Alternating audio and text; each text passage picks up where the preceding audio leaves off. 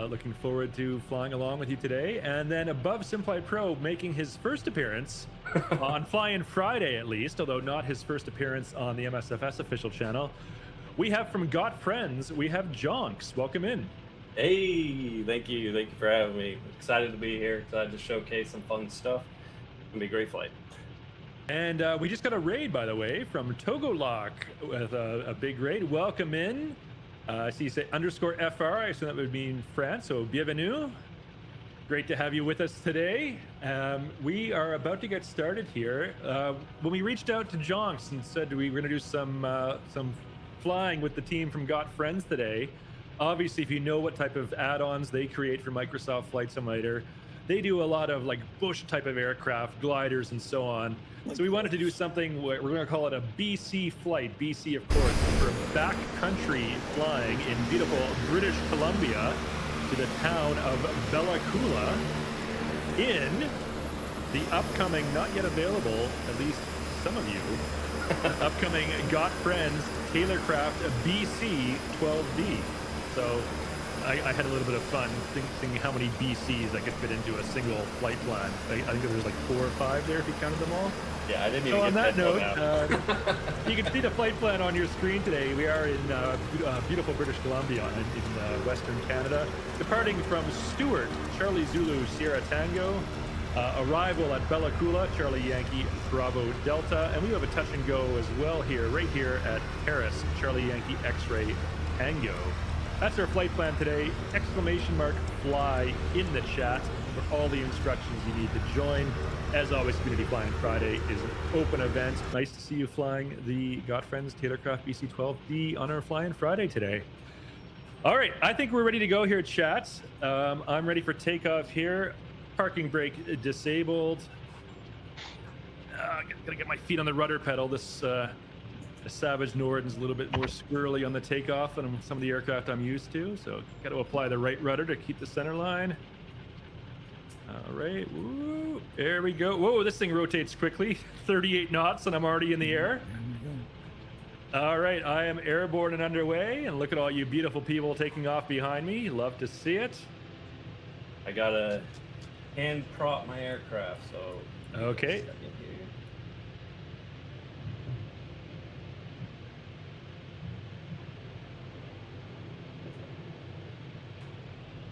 And of course, here we are in the backcountry of beautiful British Columbia, Canada. Some of the most spectacular scenery you will find anywhere in the world. Well, not my home province, but my current province of residence. And I consider myself very fortunate to be able to live in such a beautiful part of the world here in British Columbia. And we're going to see some fantastic scenery on our flight today. Zadma's asking for more shots of Jonks' duck. Okay. Yeah, so sitting next to me today is my duck. It's a sad story. So I chose him today. His name is Draco Malfoy because he's a Drake. 2 days ago, we actually lost him to a bobcat attack. Aww. So flying with him today in my cockpit has a little bit of a different feel to it. Bobcat got him. Took him right in front of his girls, but... F's in the chat for Draco. Yep, F's for Draco.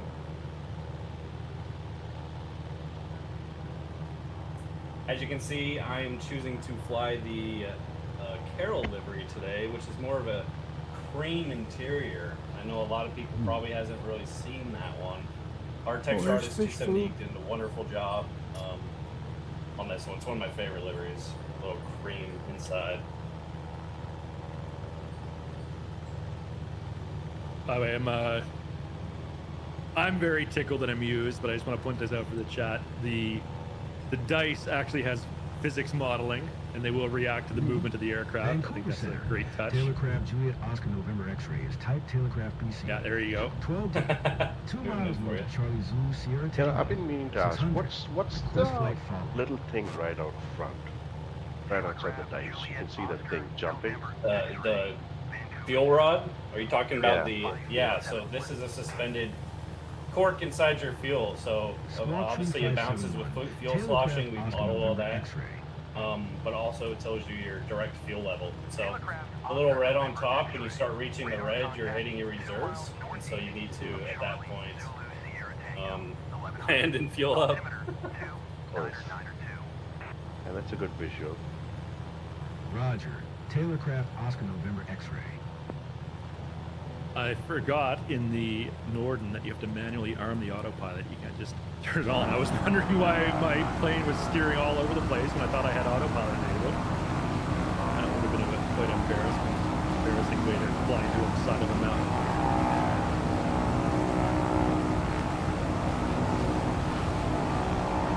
Now I see a comment here saying thanks to Sobo for the PlayStation VR2 upgrade. Yeah, of course. Some of the big news we had this week, it's been a busy week for Flight Simulator, but of course Update 6 released yesterday, and that did include, as was noted there, some improvements to virtual reality on PlayStation 5. Glad you're enjoying that.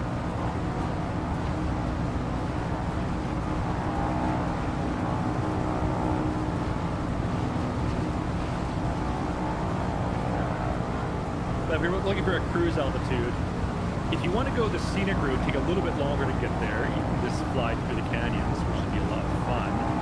However, in the interest of time, you might want to climb to about 7,500 feet, 7,500, fly over top of the mountains. You will get spectacular views either way, though.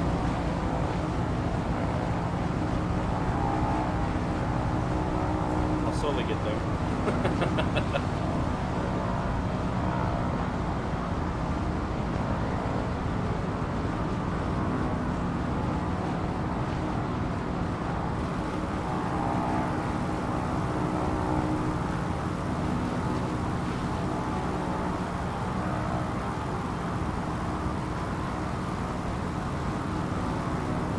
You're saying is 152, so 150 is more than fast enough. You know, I'm firewalling the throttle in the Norden, and I'm doing like 115 knots right now. And I think the Taylorcraft is even slower than that, so you should be fine if you find something 150.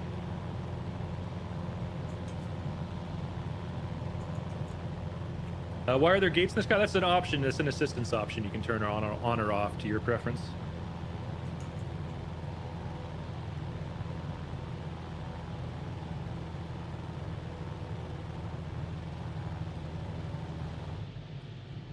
All right, Simplate Pro. Did you manage to get airborne yet? Yep. I'm seeing your broadcast. You're still looking through some settings or something. Maybe your stream to me is delayed. Oh, let me try to restream it, maybe? Yeah, maybe just try restarting that. Yeah. But I'm up above these mountains here at well, I guess I'm up to 8,500 feet now. Enjoying some beautiful views of these snow-capped mountains on the coast of British Columbia.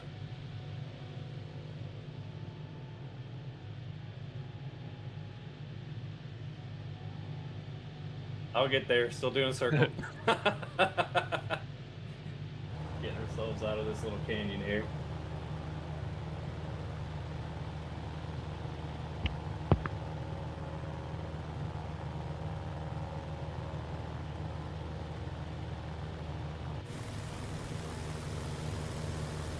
Flying Teapot says stunning scenery. Yes, it is indeed. I love that helicopter.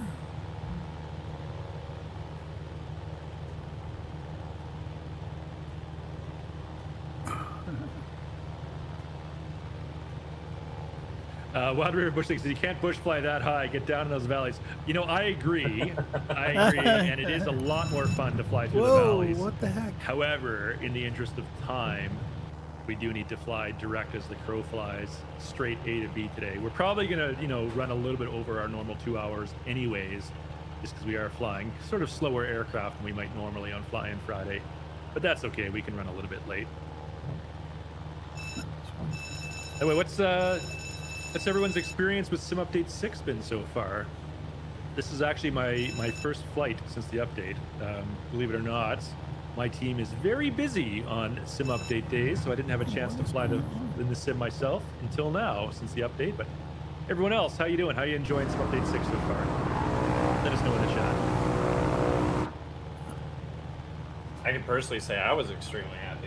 I mean, we're coming up on an aircraft release. Usually a SU update before that is like one of the scariest things for a developer. But no, it translated really smoothly. We hardly had any hiccups or anything we had to change. So That's definitely good news. Yeah, you never know what SDK changes there may be in the sim update that might break something that was formerly working fine, and then you need to update it on your side to get it working again. yeah. Extremist says no nasty surprises so far. Zadma says not a huge change in the front end, but it seems like it has a lot of change in the SDK to help out developers, especially in turboprops. Zared says no issues, all good so far. Sucks. I did not expect SU6 so fast. Usually the list of changes gets shorter before releasing, but this time it was long until the end.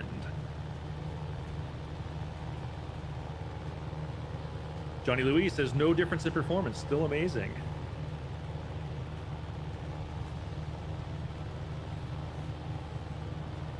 I think it's more stable, I feel. Yeah, okay, now Simflight Pro, I'm seeing you airborne now. Looks better.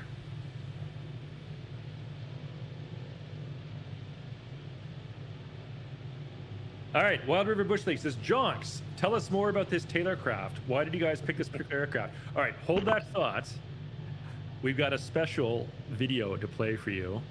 There we go. Jonks sent me the trailer video for the Taylorcraft BC-12D, and we will play that for you now live on the stream. By the way, fair warning, it's streaming from YouTube. I don't have control over this. It may or may not play a short ad before the trailer. I can't control if it does or not. So if you do see an ad, don't panic. The trailer will start immediately after that. Here we go.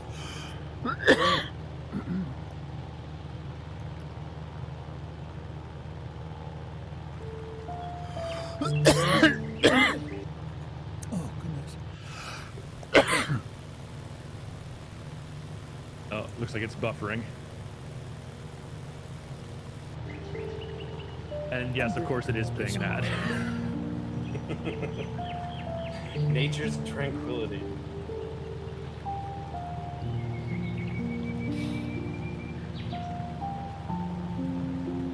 I'm just gonna mute the audio on this until the ad finishes.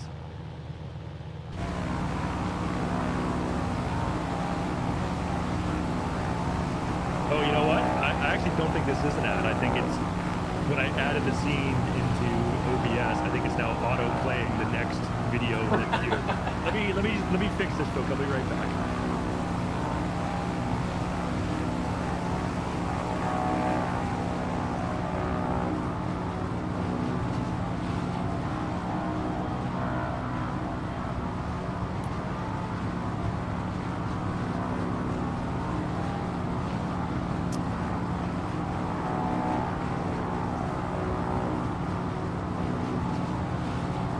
This is a brand new trailer.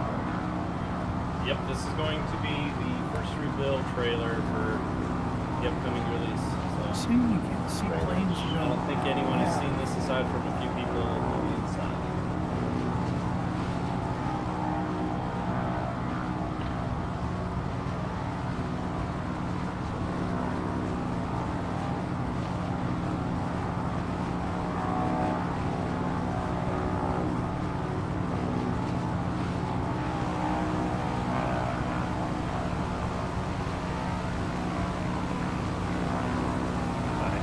Sorry for this, folks. Just stand by. I wasn't expecting it to autoplay the next video in the queue when I set this up earlier.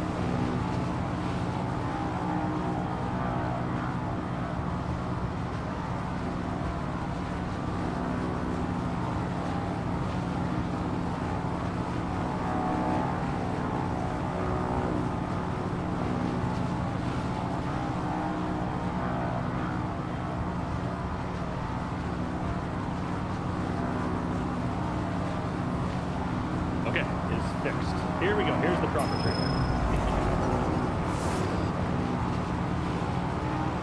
Again, it's now buffering.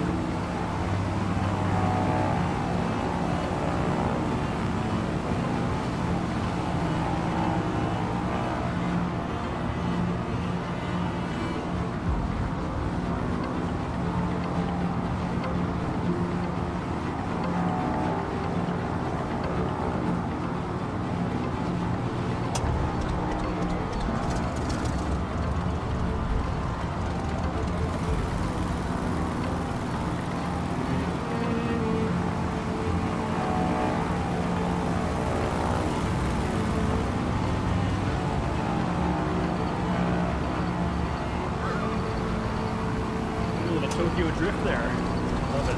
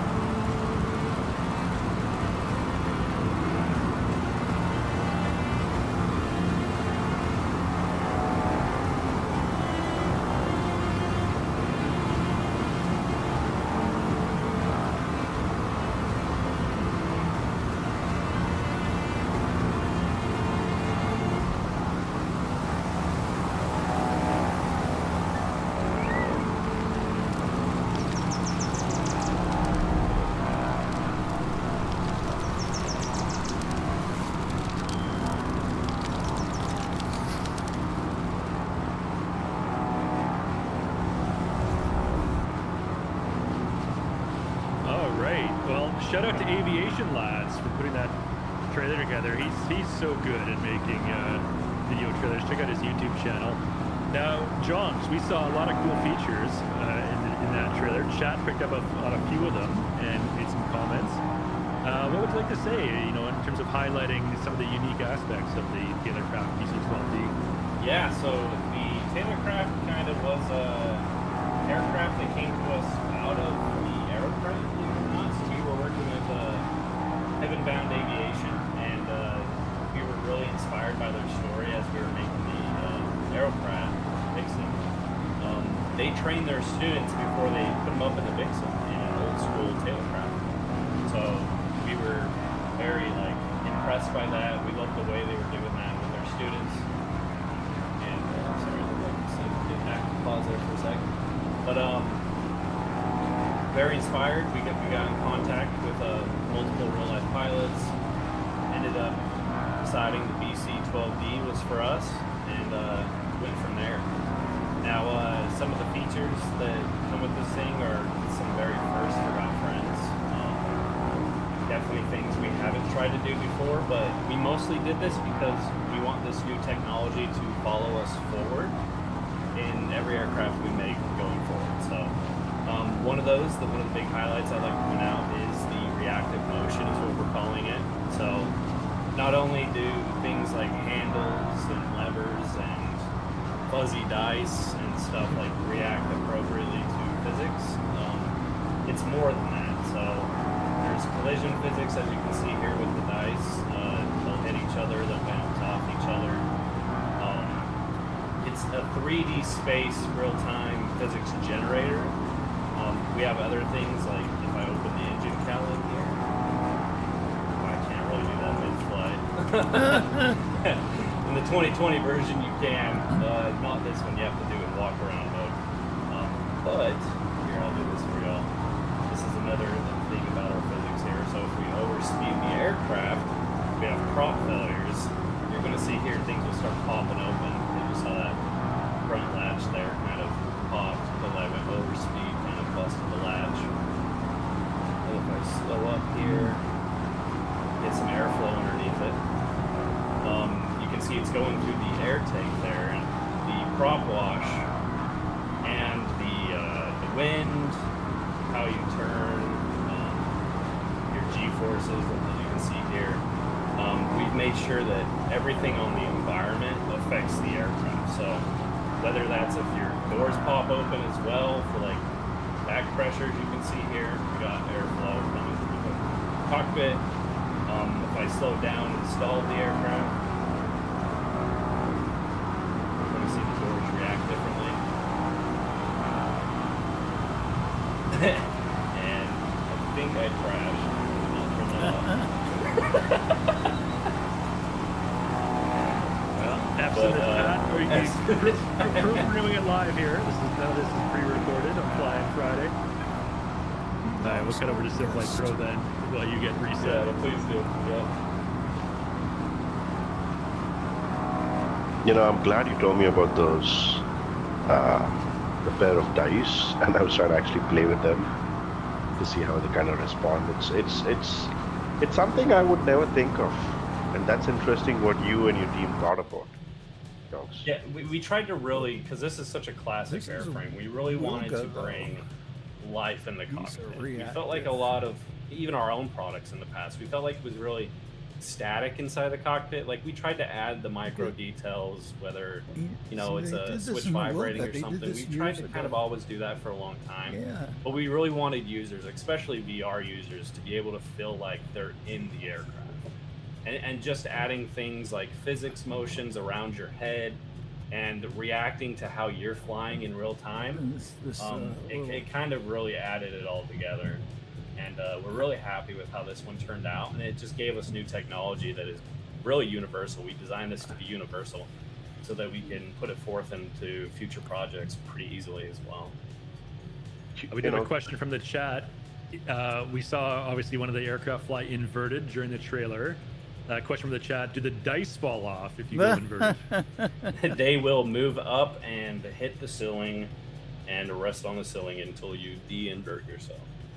Yeah, because they're tied here. The dice are tied here, right?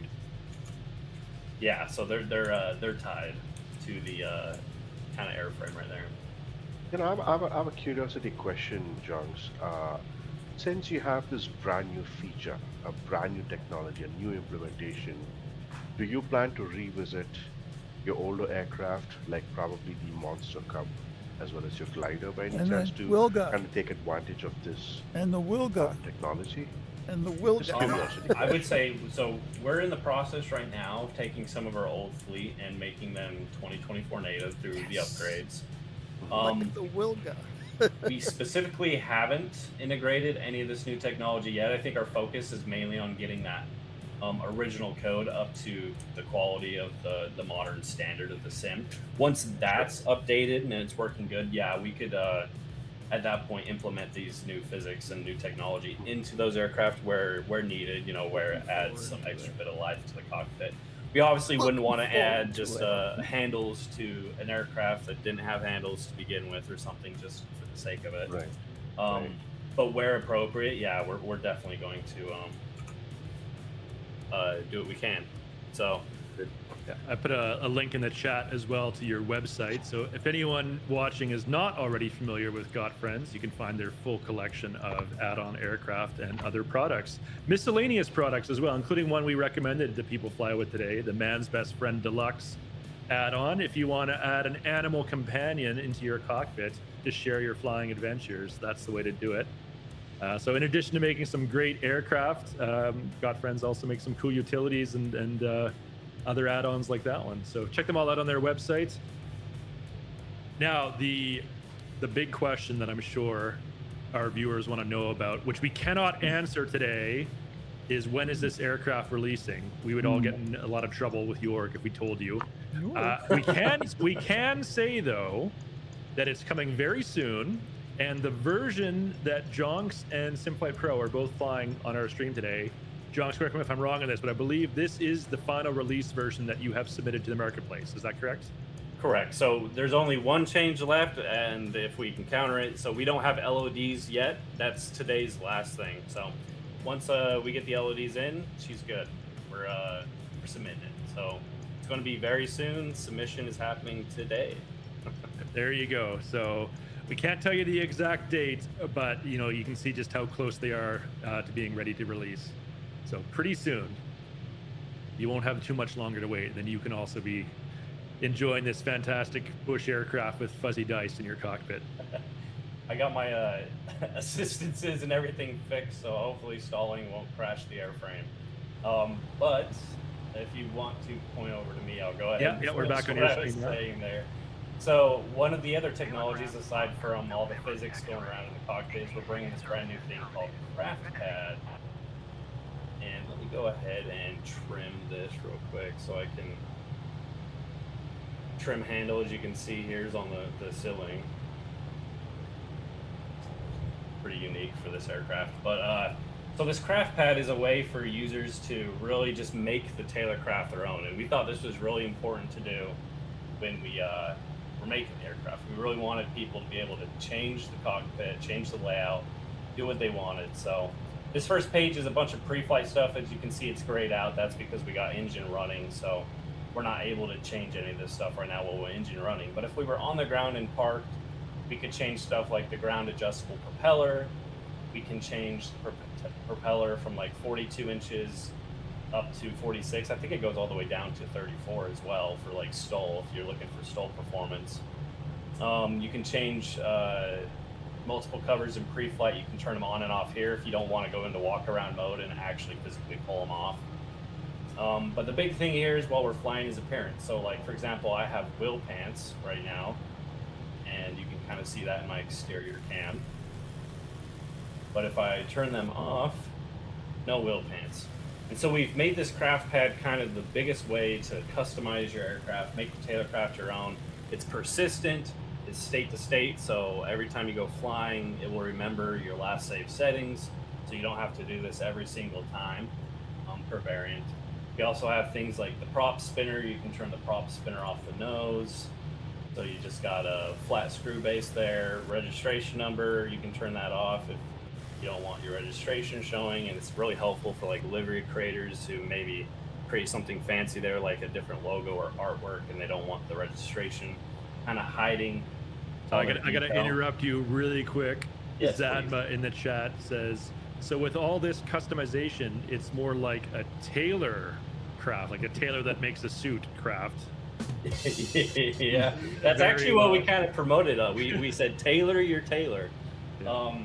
So that was the whole goal of this. So aside from like changing this and fuzzy dice and hiding things from inside, there's also systems, which goes even deeper. So this is where we have hardcore simulation. So propeller hand starting. Do you want to do drag physics? You want fuel sloshing to affect your flight model. Prop and latch failures, like I tried to show there as I was doing overspeed and breaking latches. Weather start conditions, primer, carb heat. We've added some deep realism here for the guys who really like to go flying in this thing and they want to be able to use every lever, every switch, and have that engine feel as realistic as possible. And big shout out to Got Gravel for doing a lot of the back end coding on that. He's a wizard when it comes to it, and he's done an incredible job on this. I would say this is some of our best work when it comes to engine realism. Once again, you can hide certain gauges. We can display like an AOA indicator up here. We can take that off, an OAT on our window as well. You can show or hide that. Same with the wet compass if you just want a clean dashboard. So it's really customizable on that end. Avionics is where you get crazy. So I can set all these to none. And as you can see, as I'm doing this, I'm getting rid of my gauges completely. So you can fly this thing with no gauges. If you're trying to have that first flight experience for that, like, you're reading, you want to hide your artificial, or not your artificial horizon, but you want to hide your altimeter or your airspeed to have some kind of proficiency, you can do that. Or you can simply swap them around. So in the top center, maybe I want to put the turn coordinator. The bottom left, I want to put the altimeter. Top left, I want to put the airspeed indicator. And you can do this throughout the entire dashboard. So you can really make it your own in that sort of sense. Then lastly is your avionics suites. So you can see here we have these two areas, avionics phase. And in your primary suite, we have none. So you can do nothing.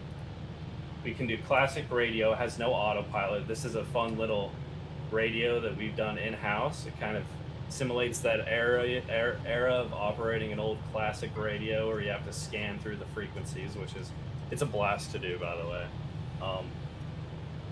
Then we have more modern working title, GNS 430 with the autopilot system for those who like to fly the Magenta line. We have the Asobo 650 with the autopilot system. We also have the PMS 50 650 for those of you who use PMS 50. And then lastly, we have the GTN XI for TDS users. And as you can see, TDS expansion package is not detected. I don't have it for today's flight, but this is something we're releasing on day one. For users who use TDS, they can go download this from our website and they can have the TDS working in the Taylorcraft if that's something they prefer. We do a question from the chat, not about the Taylorcraft, but about the Man's Best Friend Deluxe add-on. Okay. Mekius thought it was only dogs, but just noticed your duck. So what is the full collection of animals included in that add-on Turtle pack? and a bunny. Wow, it is a lot. So I believe the final number was 137 animals included. I'm going to have to go double check. It was a lot. Okay. And each animal has their own unique animations, coloring, textures. I really tried to make every animal feel like it's real. Like it's something that sits in your cockpit that you can take. Now I know we've received so many requests for tons of dog variants and cats and other animals, and I can only do so many breeds. If I did every breed of dog in the world, we'd be hitting 1,000 I forgot the animals you have included to in do. this. So I've really tried to get a good open choice of this like common in order animals to keep your placement. that we believe you guys have. But we have dogs, we have cats, we have a ducks, we have tortoise, we have Can't a change rabbit them or while hare. flying. We kind of have some But fun they're exotic working stuff in there. And each one, like I said, they have their own unique personality. This is just based off a Peking duck, pecking, whatever they call it. That's what my Draco Malfoy. That's what he was based off of. We also have another duck in there, which is based off of my other duck. He's a Muscovy duck. So Duncan's in there. That's his name, Duncan. But yeah, we've really tried to add a variety of a lot of stuff.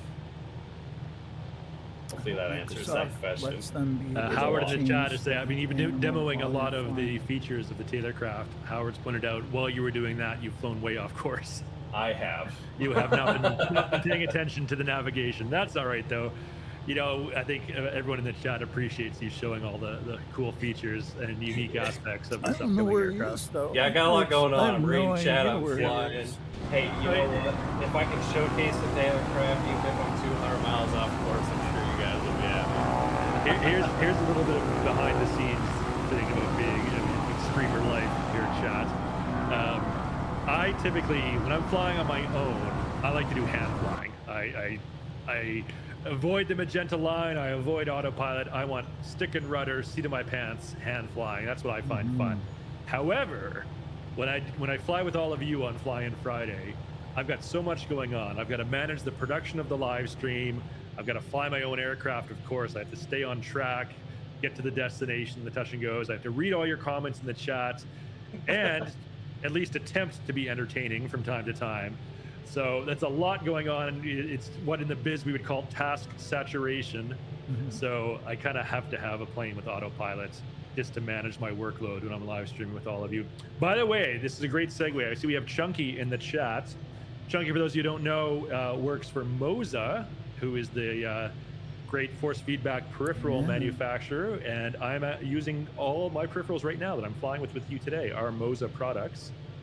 But Moza is one of several companies next week that is contributing prizes. Yes, we got some great giveaways coming up to you next week, folks. If you missed the news, we posted it in the weekly briefing blog post yesterday. We haven't made quite a big deal about it just yet, though. So if you didn't see yesterday's weekly briefing, this will be news to you. Next week, August 18th, big day for Flight Sim fans. It is the 6th anniversary of Microsoft Flight Simulator 2020, launched August 18th, 2020. All you Kiribati residents out there, you remember that date very fondly, as I do. I remember that. And day. to celebrate the 6th anniversary of Flight Simulator, We're doing some special celebrations and giveaways and events all week long, starting Monday, running all the way to Friday next week. Chewy's doing some cool stuff. I'm doing some cool stuff. One of them that I want to share with you right now, though, I pitched an idea, both to my boss, Skidor, he may see in chat from time to time, but also to Jorg. I pitched the idea, hey, wouldn't it be cool for the 6th anniversary to celebrate Flight Simulator if we did a community flight from Bordeaux to Seattle? Bordeaux, of course, being the home of a Asobo studio in France, and Seattle, Redmond, or Greater Seattle area, is the home of Microsoft. I thought that would be pretty neat. I'm sure a lot of you in the chat would agree with that. Jorg's comment to that was, he said, why didn't you go even bigger? Why didn't you fly around the world? And Jorg's rationale was there's so many more individuals and companies beyond just Microsoft and Asobo who are part of the flight sim ecosystem, whether they're software developers, add-on makers like Got Friends we have in chat, whether they're YouTube creators, live streamers like SimFlight Pro and Forder and many others of you, or whether they're people who make hardware like flight sim peripherals, like Chunky with Moza, for example, in the chat, and many more. We have news media as well who cover Flight Simulator. So there's so many people around the world who have contributed either as developers to Flight Simulator itself, either part of the base sim or as third-party add-on developers, people who make hardware that we all use, and then people who cover the flight sim for the community, whether you're YouTube, Twitch creators, or professional news media. We wanted to do a celebration of our entire flight sim ecosystem. So based on Jorg's recommendation, we are doing a 6th anniversary circumnavigation of the entire world. We are going to start in Bordeaux, home of Asobo. We're going to fly west to east, so eastbound to Bordeaux. It's going to be over several stages, not just one day. We will be flying supersonic aircraft, which is key, because we'd be doing this for like months if we were flying something conventional. So we're going to be flying supersonic. I'm going to be in the Super Hornet myself. But for others, you can choose a different aircraft if you like. And that will be coming up next week, starting on Monday. And we have prize giveaways for all of our streams from some great hardware companies, including Moza. Moza will be giving away some prizes. We also have prizes from Wind Control, from Pimax, from Toby, and from Next Level Racing. You have to be in the chat to win, and this will be Monday, Wednesday, and Friday of next week. By the way, that's not Jane, that's a troll. Thank you, Zadma, for banning that troll. So yes, all of those great companies will be donating prizes for our 6th anniversary prize giveaway next week. Cool, man. So check it out. We'll post more details. You can find it on the forums. We do !forums in the chat here. God, There you go. Go to the community events section in the forums, and you will find the details for how to join our 6th anniversary circumnavigation celebration. And again, there will be some fantastic prize giveaways all through that. We also have some great guest co-hosts who are joining us on each of those broadcasts. Kicking it off on Monday for the first one, starting from Bordeaux, our very first leg, we've got none other than Two-Tone Murphy. The man himself will be joining us as our guest co-host. So that'll be coming up next week. Be sure to check that out. Hope to see a lot of you here. All right, Zeb, I got a question for Junks again. All the opening on the Taylorcraft, the panels, doors, customizations, are those going to be visible in multiplayer mode if both pilots own the plane? Well, there's only so much we can do with multiplayer. That'd be a lot of data to pass over. I mean, these custom physics, if we're being completely honest, are a lot. This is, I mean, I think there's 33,000 lines of code, and most of those are physics based in this aircraft. So there's only so much we can pass over multiplayer, but we've made sure that certain customizations, things like wheel pants, if you have the hunting bow equipped, or the antlers on your wings, which I don't think I've shown yet, kind of the exterior visibility items, we've made sure those are multiplayer, so that you can kind of see your friends' customizations from the outside when you're flying in formation. But certain things like this that I'm showing right now, like the compound bow or the deer antlers, which you can put on your wing here and give you more of a backcountry vibe. I've noticed that the duck has shifted position. The duck has shifted position, so that's really something we can do with our avatar nest, which came with our man's best friend. It's a persistent per aircraft once again, so it remembers where you place it. And so a lot of people, like when you first get in the aircraft, you can see the duck is where the feet are, because that's kind of how the SOHO avatars work. It places them at the feet. And well, since animals are really small, when their feet go where the human feet are, they kind of get shoved under the dash most of the time. So what we've included in our add-on is a way for you to move the animal left, right, up, down, all axes, so that you can really put them wherever you want them to go. So in this case, we're going to shove them back on the dash where I had them. Such a fun feature. Yeah, we definitely had some fun with this one for sure. Again, if you're wondering what that's called, it's Man's Best Friends Deluxe is the name of that add-on from Godfriend. So check that out if you're looking for it and enjoying seeing the duck or many other animals that you would like to have as your virtual co-pilot.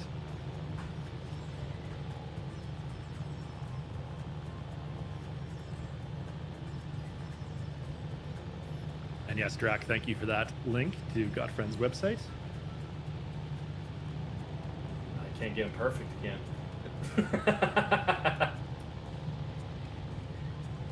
I think that's pretty close. Yeah, come on, get on the dash. One more. Oh, there we go. But yeah, we're real excited about this aircraft, ready to get in the hands of all of you. We've done a lot of work and testing on this thing. Huge shout out to my entire team. I know they're not here joining me on the stream today, but got Gravel, fantastic work with all this custom coding and flight model. We've been working alongside real pilots this entire time, collecting real data, and he's been doing an incredible job making sure this flies exactly how the classic would fly. 270E, as you can see here, I'm highlighting his cream interior. Such beautiful work. I mean, I haven't really had you can just see if I zoom in here to the details. He's put so much time and effort into every little thing on this aircraft to really make it feel like it's alive, to bring it to the proper form that it needs to be in, the fidelity that we expect in the simulator. He did an incredible job, and that wouldn't be possible at all without Scott or Micro, who's our 3D modeler. So he did an amazing job capturing every bit of life and detail into this aircraft so that Josh could paint it. And yeah, we're just really happy about everything that's gone into this. We've been working on and off this project for over a year, and so we're finally at the end of the line here, and we're really excited to get this in your guys' stand. We feel this is our big flagship for the year. Kind of went back to our roots. Good old Wilga back in the day. We know a lot of people love the Wilga, how classic it was, how gritty it was, how it made you feel the first time you flew it, that it was alive. Yeah. Everything was in the cockpit was moving, and there was just so much life to it. Yeah. We came back to our roots. We made sure to do that with this aircraft, and we hope that we deliver for you guys and that you all enjoy it. So, as TD was saying, once it's out here very soon, it will be priced at $24.99 USD on across the platforms on the marketplace. So, really excited to get up to y'all. Yeah, we're definitely looking forward to it, and I'm just loving seeing it on the stream today, as well as I hope a lot of the viewers are as well. And by the way, I hope everyone's enjoying the scenery on our flight plan today. I'm just looking at it myself. Look at this beautiful lake below me here, mountains and valleys. I'm actually going to start my descent here pretty soon. This is Terrace, British Columbia, up ahead to my 12 o'clock, where we're doing a touch and go landing. And I'm at 7,500 feet right now, so I'm going to need to descend a little bit. But just look at this beautiful scenery all around. Looks fantastic every which way you look. And I went against the grain of my typical flying, and I did turn on autopilot just so I don't go off course for y'all. So, like I said, it's hard to be entertaining and engaging while hand flying the aircraft as well. I'm with you. Like normally I like hand flying myself, but there's certain sacrifices must be made in your live I streaming. have too much to focus on today, so guess what? I'm flying the magenta line. I apologize to the rest of the got friends out there who probably shaking their heads right now. By the way, I also saw another question earlier from the chat. Is there a pink livery for the Tailcraft? There is no pink livery yet, but I know it's been highly requested. I've seen it a couple times. You sent it in here in chat. I know what you're going to do with that information. You can run wild. Don't delay the submission. So, we hear you guys. I'm sure there's going to be tons of community content the second this releases, as always, on Bison.co. If not, from our own official website, we like to release liveries there too. So, Look at Stuxit trolling the chat here. Did we discuss Canadian food like chocolatine today? By the way, I had pizza Hawaii in Italy. So first of all, chocolatine is not Canadian food, it's French food from France. And second of all, you're going to start a holy war calling it that. Half of France, not probably more than half of France, will get very upset at you if you call it a chocolatine instead of a pain au chocolat. But yeah, if we want to talk about Canadian food while we're in British Columbia, we can certainly do that. One of the classic dessert dishes from Canada, invented right here in British Columbia, is the Nanaimo bar, which is like a square. If you never had it, it's like the base of the square is like chocolate and coconut. Then it has like a buttercream layer above that, and then it has a chocolate, like a melted chocolate layer on top of that. And it's really, really sweet. So if you're not a big fan of sugary desserts, this one's not for you. But if you have a sweet tooth, it's quite a delicious dessert. And invented right here in British Columbia, although on Vancouver Island in the town of Nanaimo.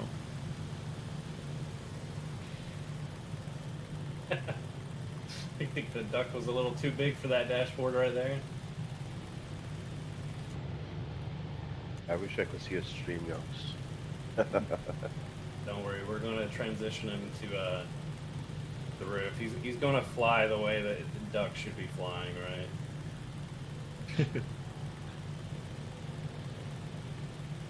Let him see the BC the way that ducks was meant to see the BC. Yeah.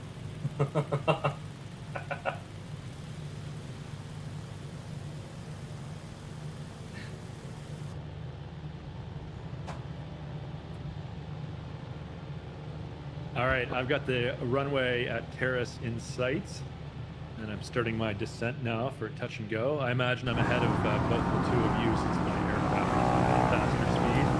Yeah. Oh, there's John. Look at this, we've got Kath flying in the Beaver with the canoe on the float.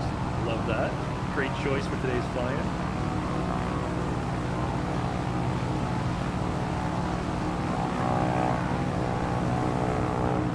One of the cool things about living in the greater Vancouver area, whenever I'm near the waterfront downtown, I get to watch Harbor Air taking off and landing all the time. Like, it's not 10 or 15 minutes that don't go by. You get to see a beaver or a twin otter or something land or take off on floats from the BC, the Vancouver waterfront. So if you're a plane spotter, that's a great place to go check them out.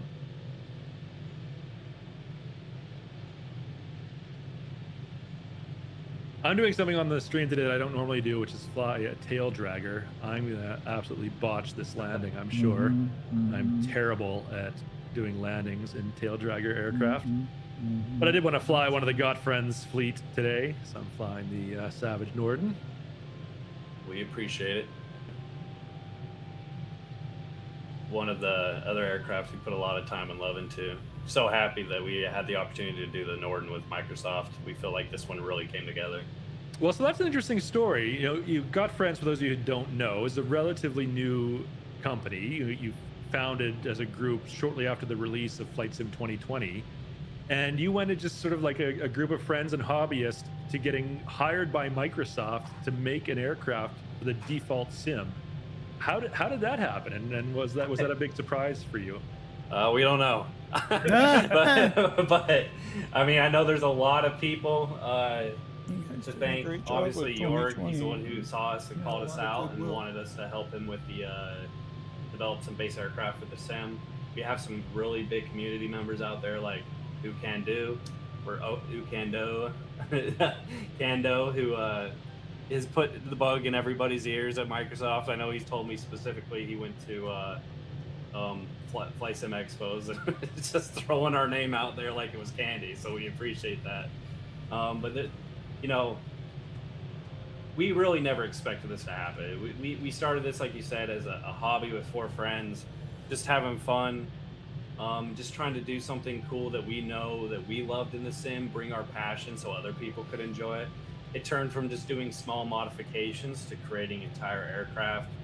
We did freeware, we went to payware, which was a scary jump for us, and the community supported us. And at that point, we knew the community really liked what we were doing. And then we went from payware to the marketplace, and then marketplace to working alongside Microsoft, bringing some awesome aircraft-based sim. So, yeah, I really don't know how that story unfolded. I wish I could tell you, because I'm not a blueprint to success or anything like that. It's just right time, right place, doing the right things. And I feel a lot of it is because our entire team is very passionate about what we did, and the community really does stand behind what we're making. And because of all of you, we're here. It's not like we did this to ourselves. We definitely were pushed through passion and, you know, our expertise and our talents, but we're here because everyone in the community really likes what we're doing, and they continue to support us. So yeah, big shout out to everyone out there who's been supporting us for 6 years now. All right. Yeah, fantastic story. I know Jorg was really big when he announced Flight Sim 2024 and did the deep dive presentation at FS Expo that year. He said they were building it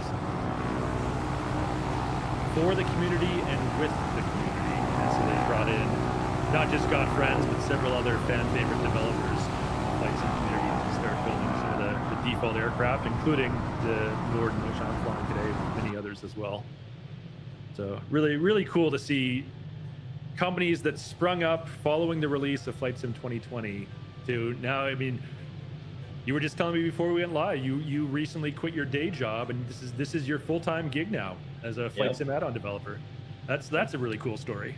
Been full-time for about 2 years now. So right after we started working with Microsoft to do some base sim, I realized at that point, I'm creating base sim aircraft and working a full-time job.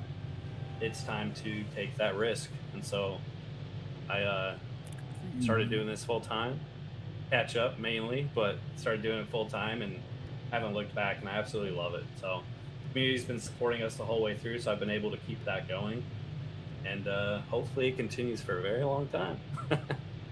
Yeah, fingers crossed. And certainly we love seeing the reaction to all of your add-ons, especially as we see in the stream today, the Man's Best Friend Deluxe getting a lot of positive feedback in the chat. Yeah, our team, we really facilitate the weird, the unusual, the unique. Yeah. We've kind of loved doing that from the beginning. Man's Best Friend is no exception. I mean, we've done a canoe, we've done Lake Skipper, we brought you Project Cross Cart where you can drive around in the sim. We try to do some fun and unique things, but we also every now and then try to do a flagship.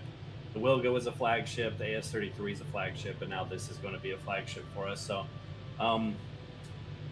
yeah, we're a little quirky, and I think that's because, you know, we're listening to the community, but we're also doing what we feel we're passionate about. And sometimes we're passionate about throwing a little cross cart to a sim or a canoe.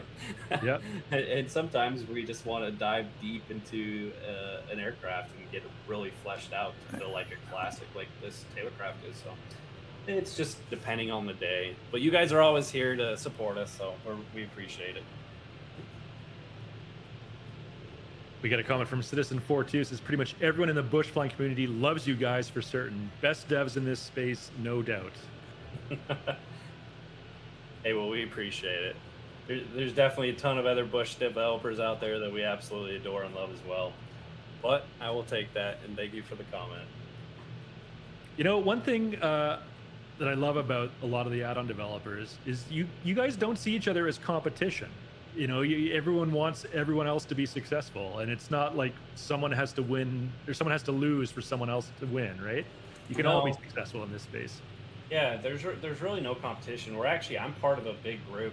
Not only do I run a massive group of developers who are learning how to develop the sim, but I'm also part of other groups of specific first-party and third-party developers who all talk together. We all share knowledge, share code. We all have a question, we help answer it. You know, are we facing a difficult situation or an issue in a new update? We all work together to solve it. So I really don't see a lot of competition going along with this sim when it comes developer to developer.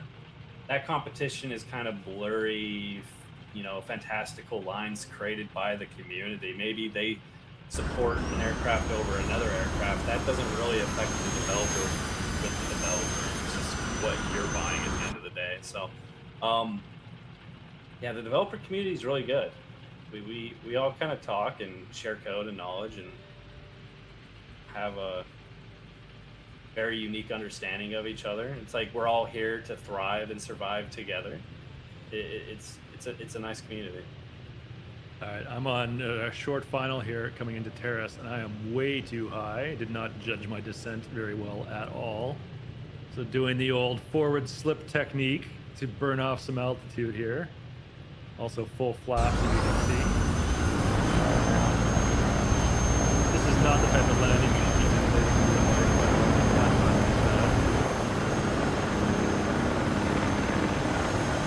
Shirley Dev says, morning, I went to the Got Friends website to get one product, and now I have 18 products in my download library. And that's something too that I'll throw out there. We have lots of freeware on the website. So if you guys are looking for some freeware, go ahead, go have some fun. It costs you a dime. We'll download a bunch of unique items.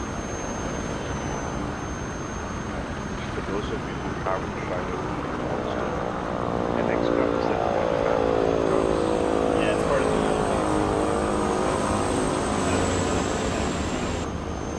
you guys should try it.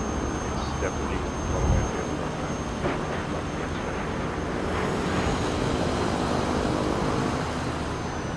Oh, that was not my finest landing, but it didn't bounce a lot at least. That's a plus. And now I'm veering off the runway again. On the takeoff roll. Okay, there we go. We're here. Well, the good news is I can see the runway. Am I there yet? No. But I have it in sight.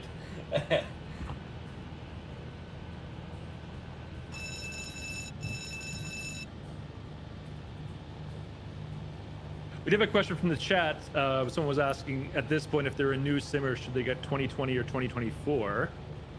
Well, Jong, so you had recently announced that the Taylor Craft, the aircraft you're flying today, is going to be Gotfriend's last product for 2020.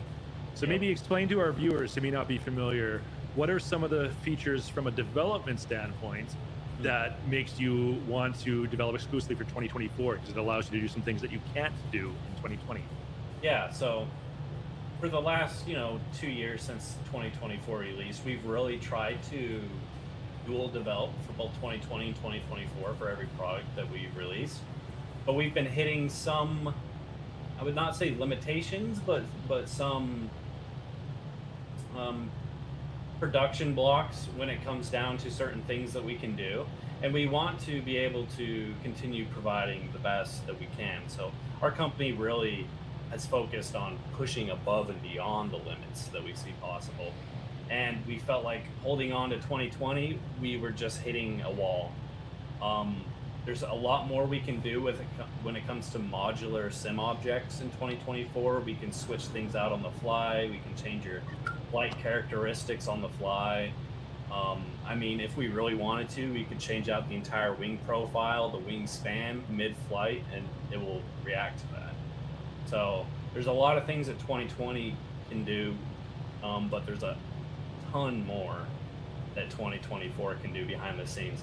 And so we're real excited for the next project, which is going to be our Super Cup, where we're going to take advantage of everything 2024 has to offer. And you're going to start seeing things that, we've never done before, because we've kind of kept this in our back pocket the whole time. But you guys are in for a real treat of some of the features you're about to see on Super Cup.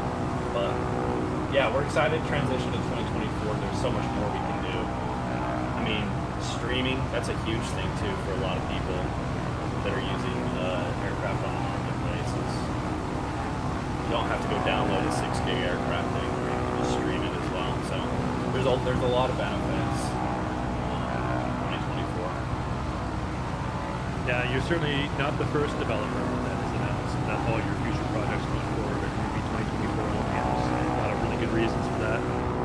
Yeah, I do want to preference that doesn't mean that we're dropping support for 2020 either. So our past products will still be updated. They're not technically being sunset yet. They're still going to be updated, added to. But, I mean, it's not our priority unless something critical breaks. Then we'll go back and update it.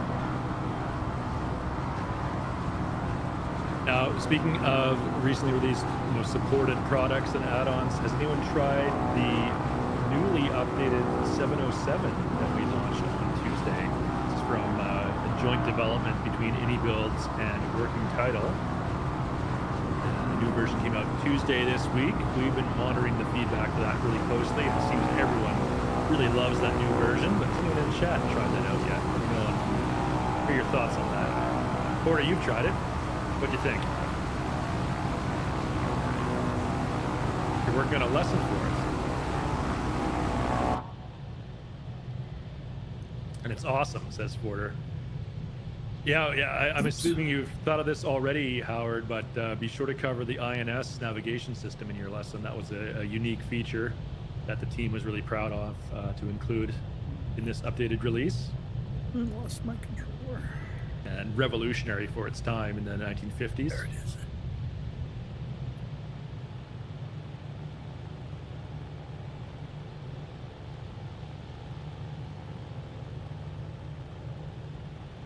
Didn't realize there was a little hill here before the runway. Came down a little too hard. Or I'm doing a little Top Gun. They'll pop out of the aircraft carrier on deck on the other side. We're good to go.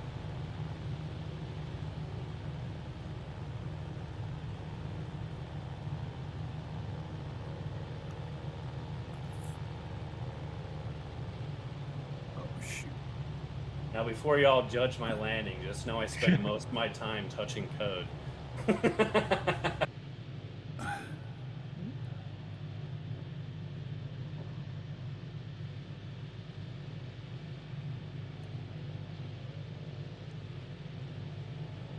Oh, he's just getting to the airport now.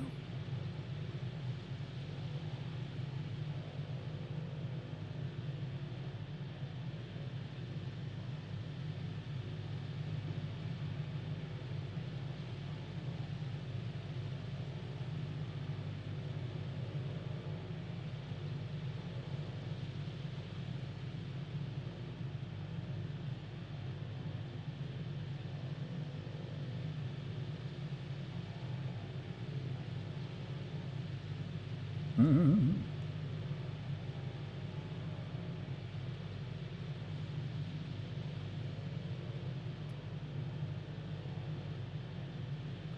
Oh, that's CD.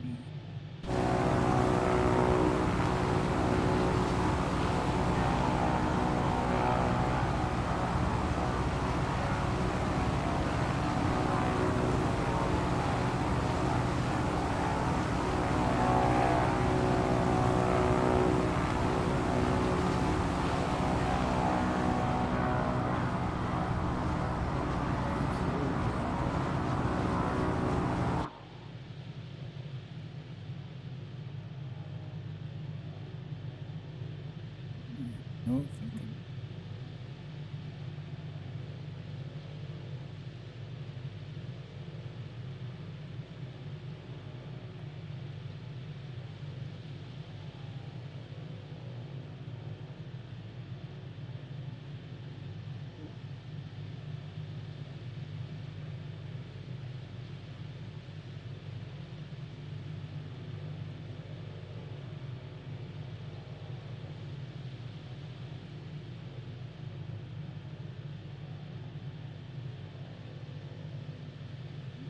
Network.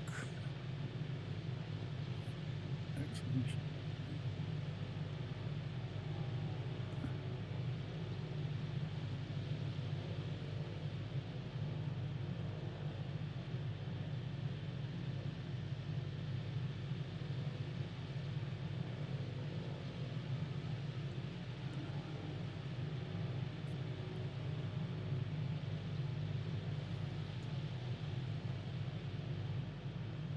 Hmm.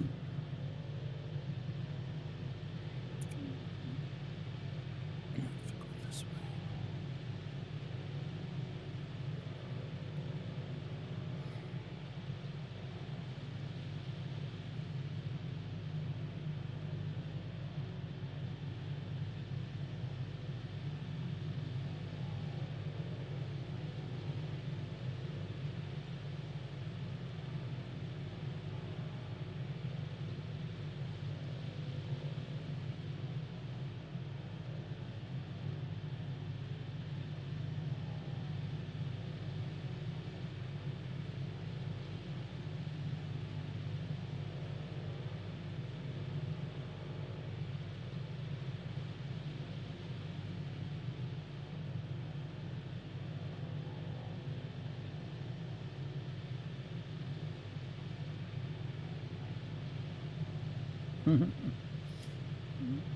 That's right where the mountains end.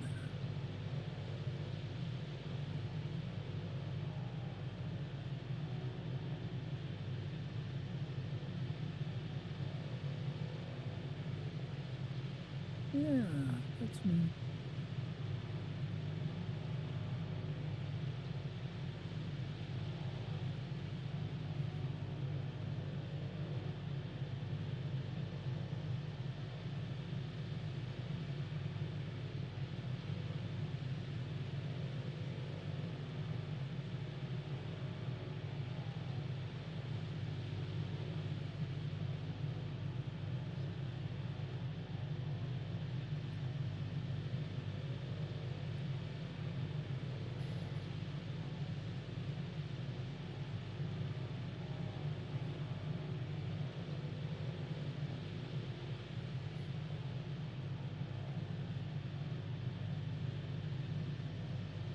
Yeah.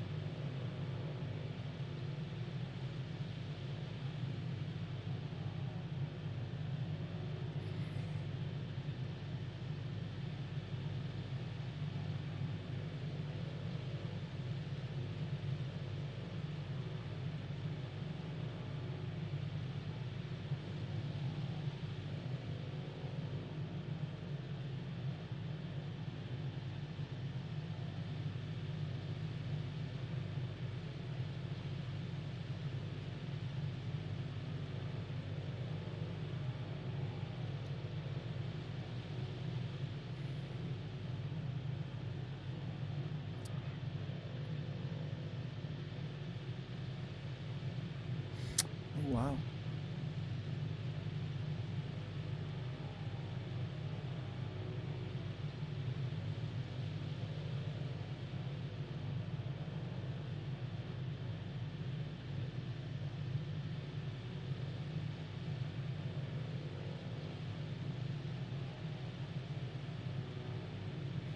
Mm.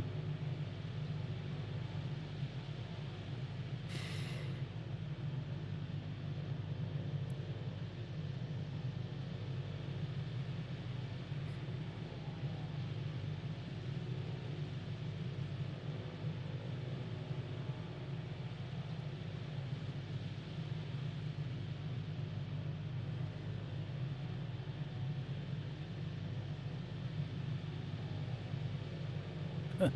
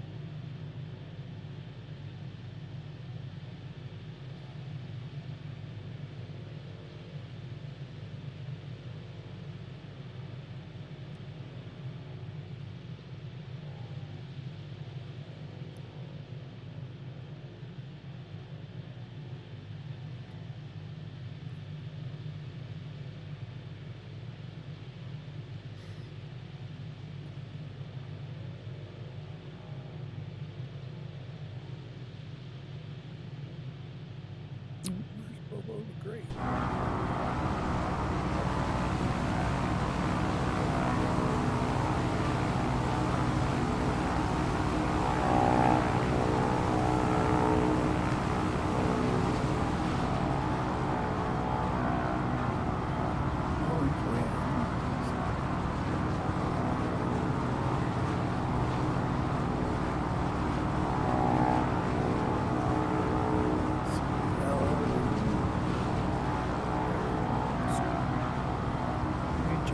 Scraps.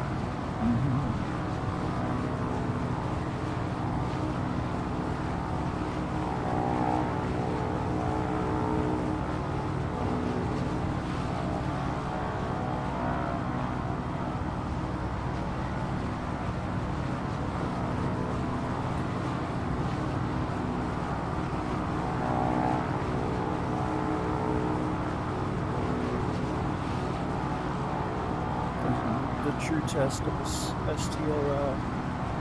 That's right.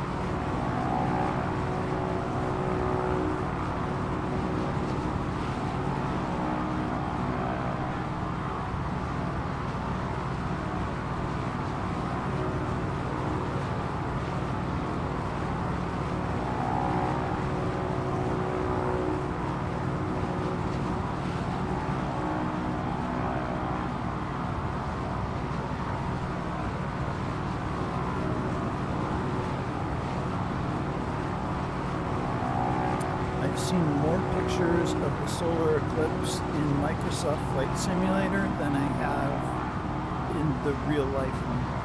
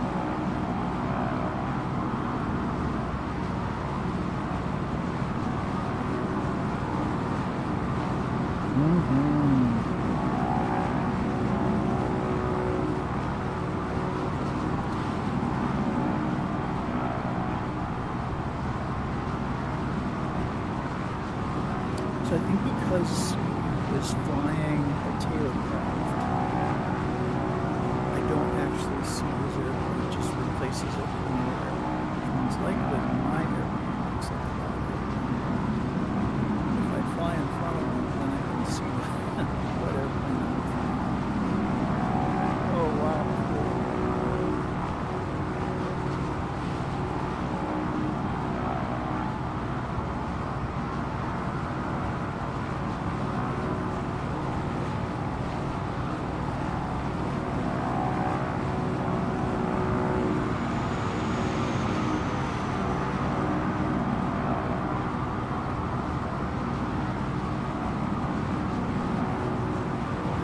I have a Wildcat, which is why I see it as Wildcat.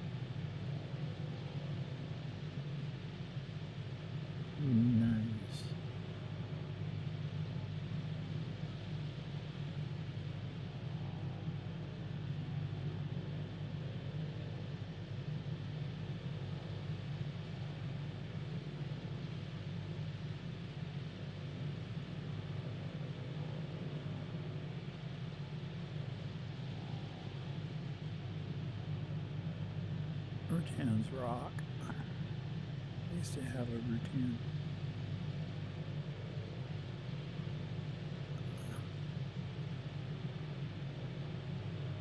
Yeah.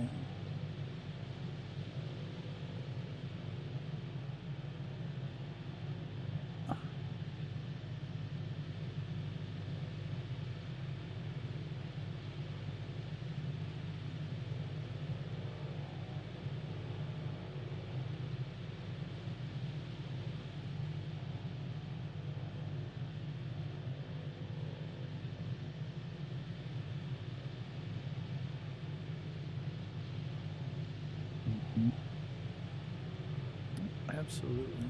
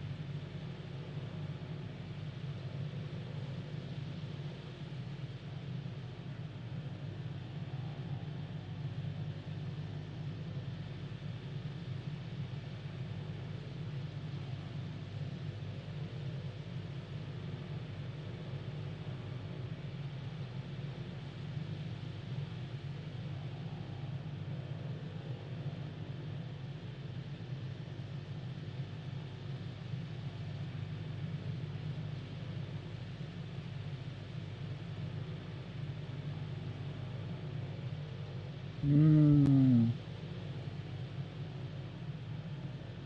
I thought he flew a Cessna. I thought it was a Cessna. Wow. Oh, wow.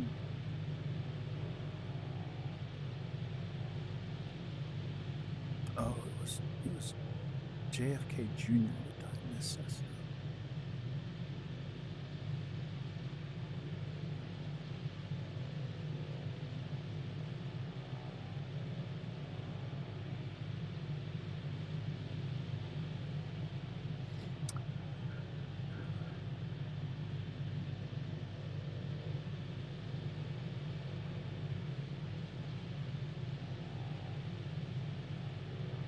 Mm.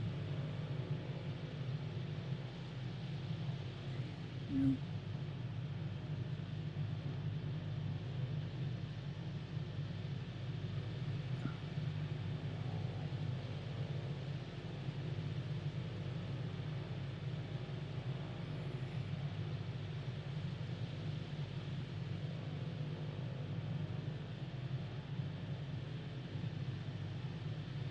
Oh, they're right here.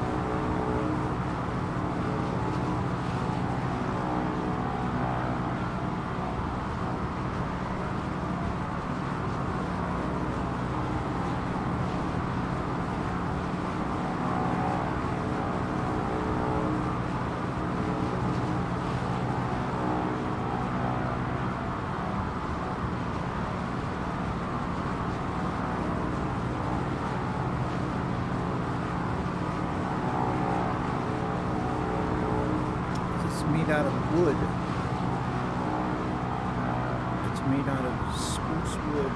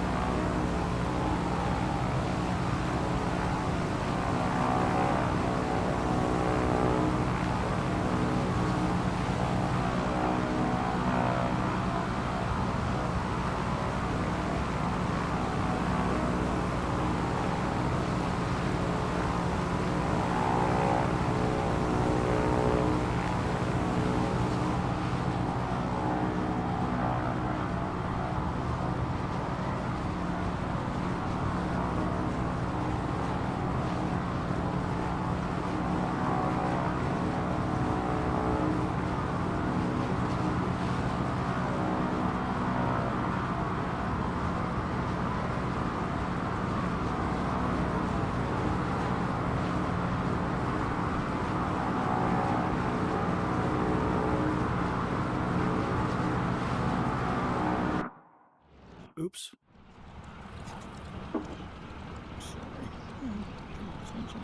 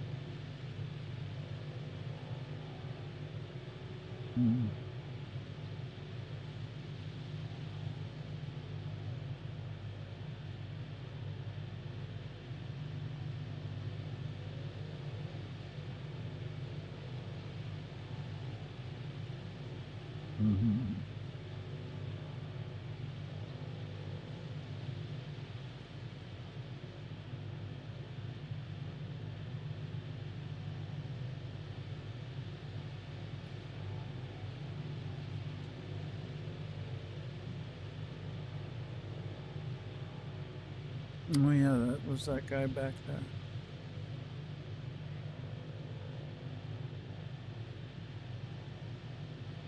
Mm-hmm.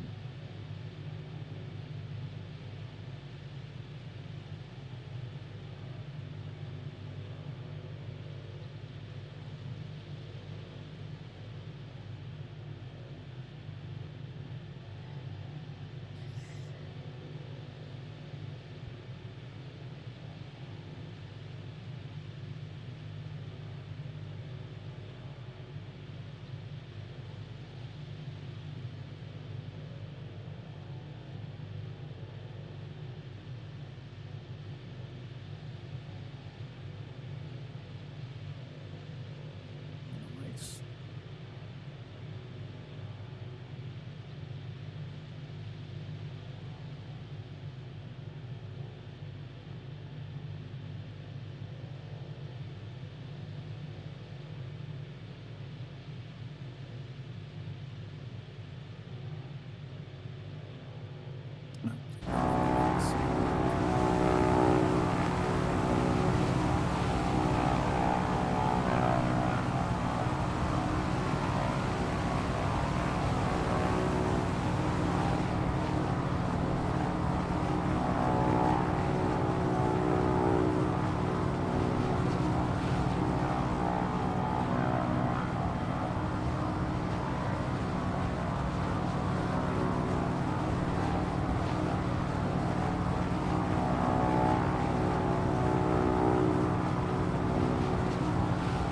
I should put floats on the water.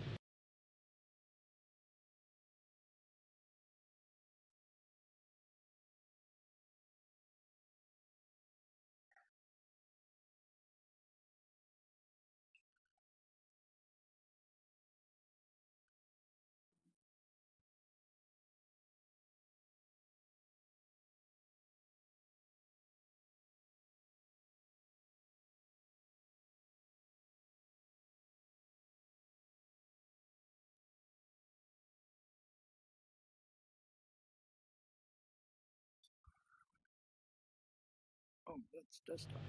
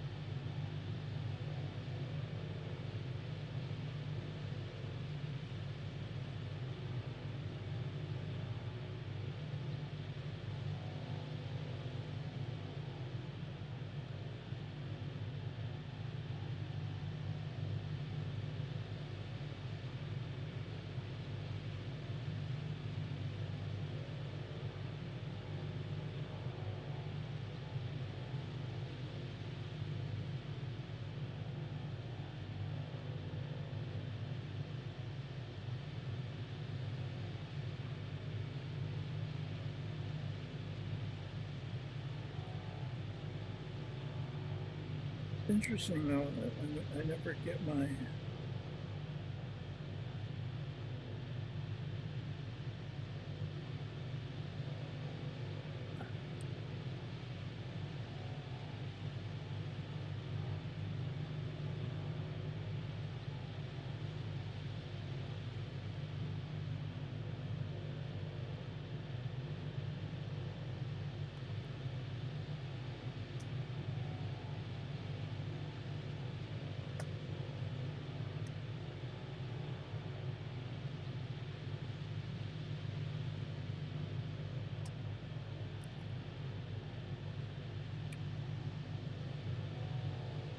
about this mountain.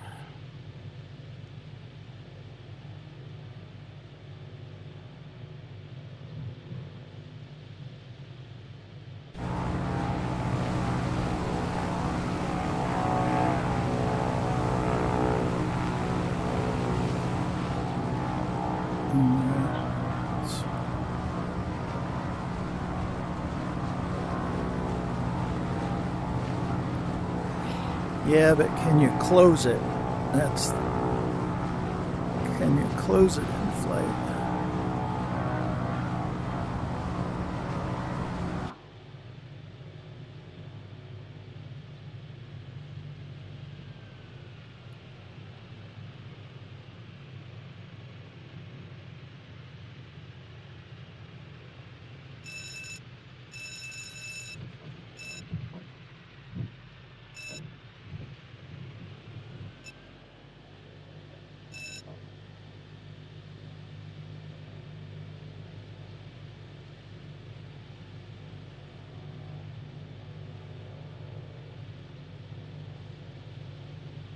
That makes sense.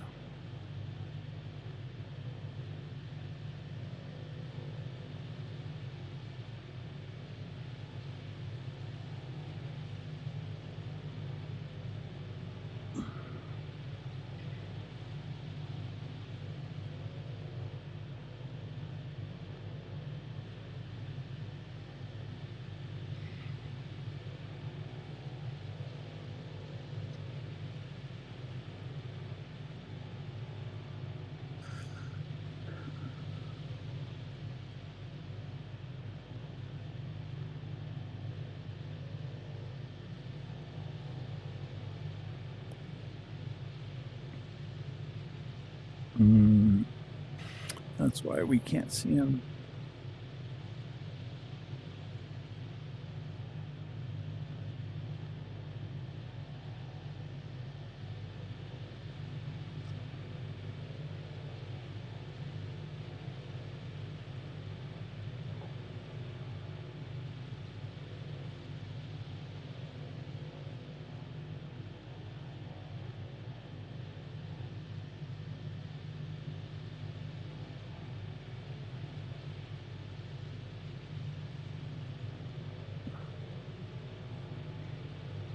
low poly, lower number of polygons.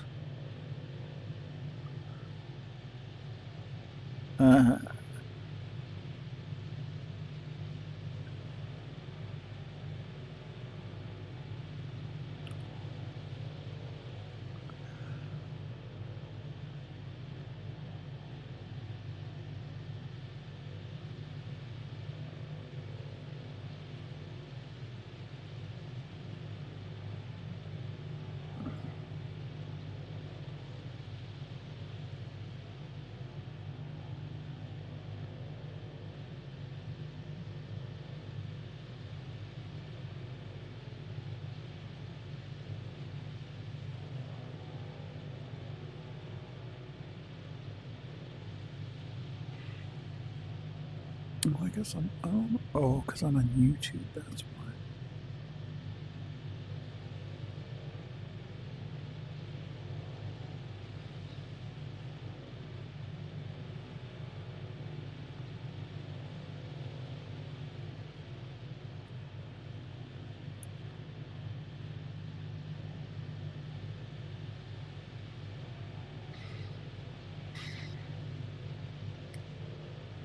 It's one of the first things you learn in 3D modeling class.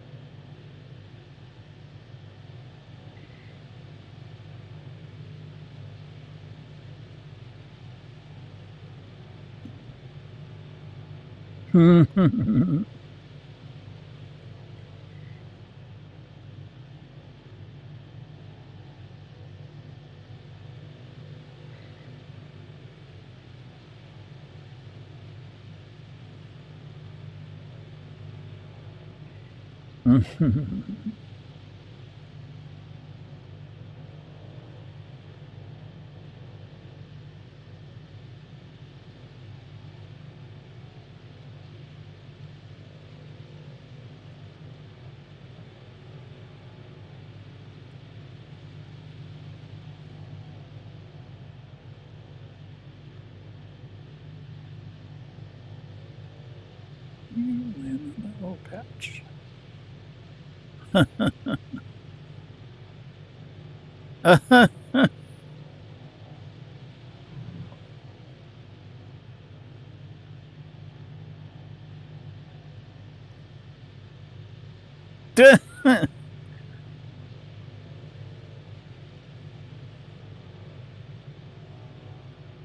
Oh, that's nice. Oh, wow. Look at that. He actually broke the prop on his airplane. That's pretty cool.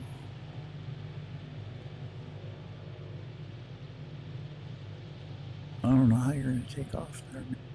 You're in the water.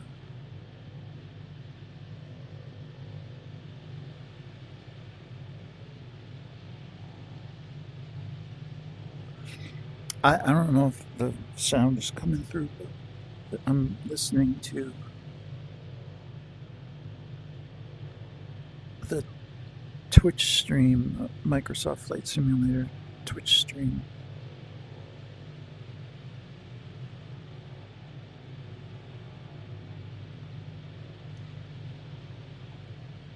I think I gotta pop over this mountain now.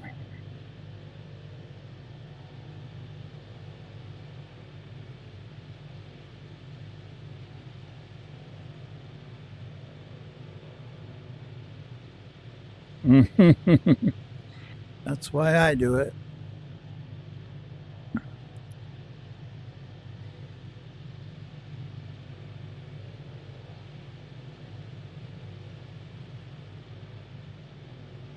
Doing things that are too dangerous or illegal in real life.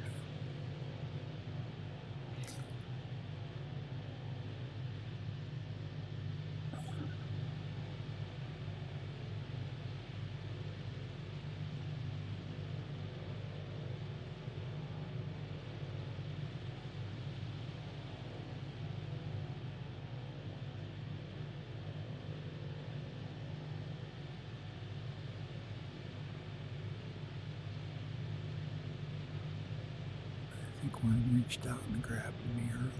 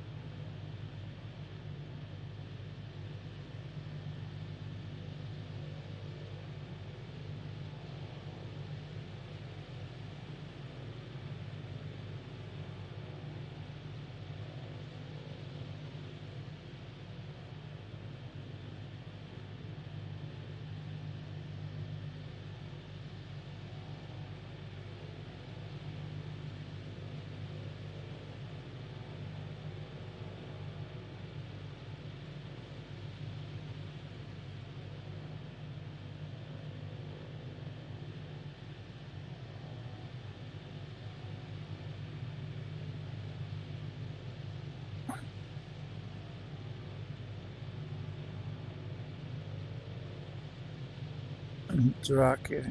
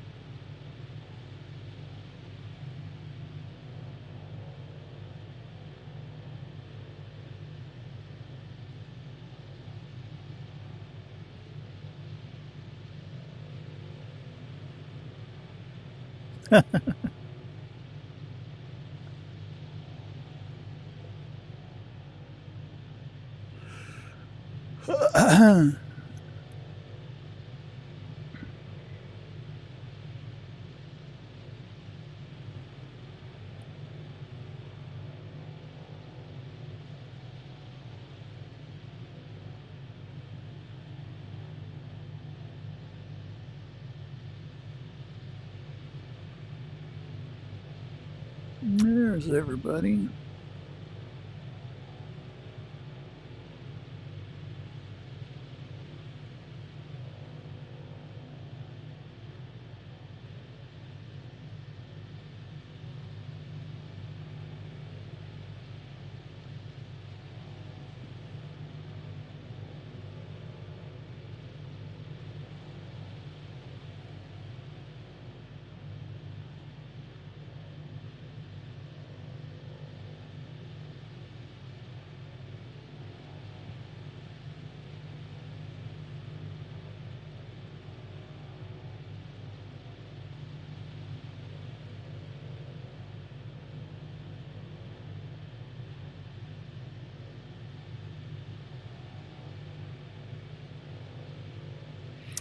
For Comanche.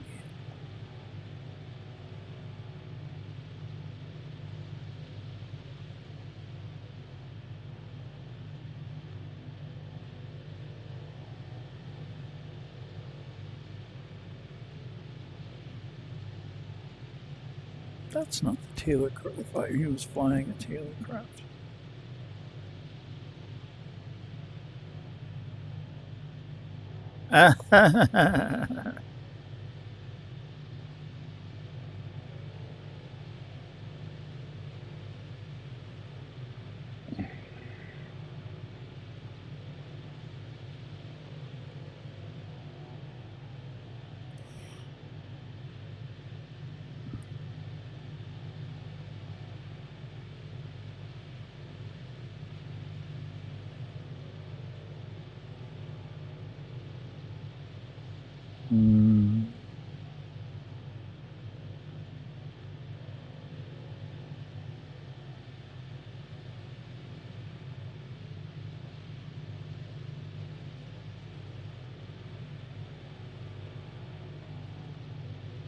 Oh. Yay, got friends. They made the dog. They made the airplane. They're pitching their new airplane.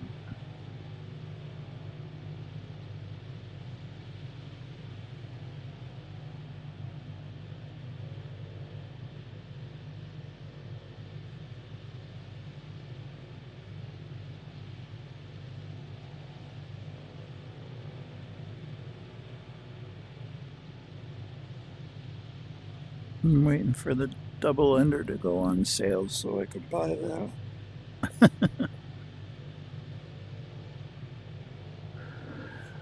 Yeah, he's way over yonder.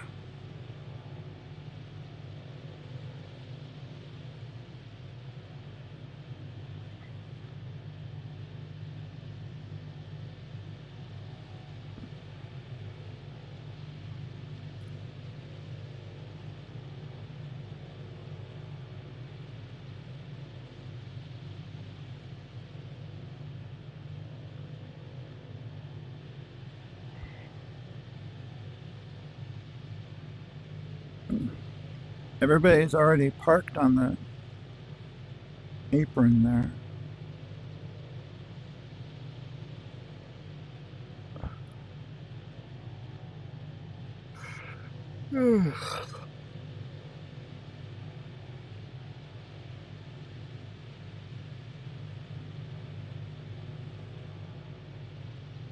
And one day, first supersonic flight around the world for the anniversary of MSFS 2020. And prizes and things. They're signing off.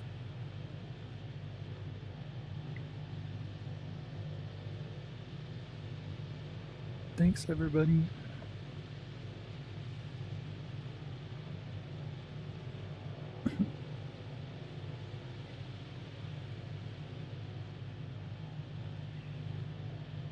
And that's the end of that. Turn off the Twitch.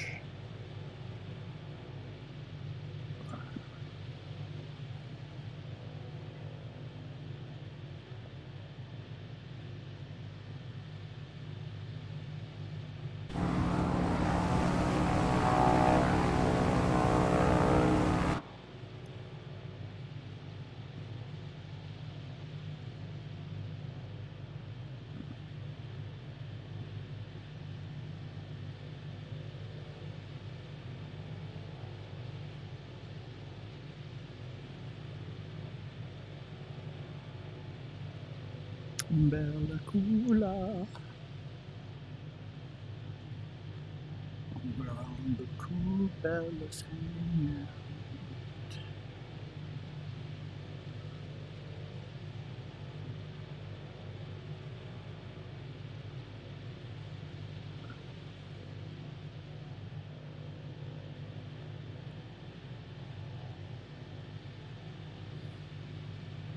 Beautiful little valley here.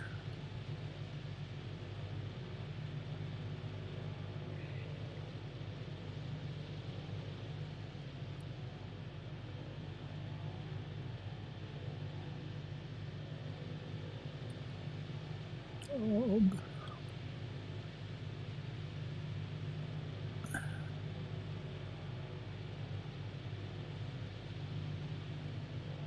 Looks like maybe pilot cam is on final.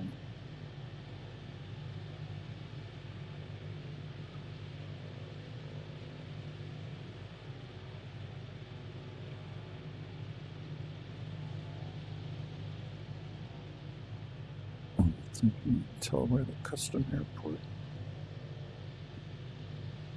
ends.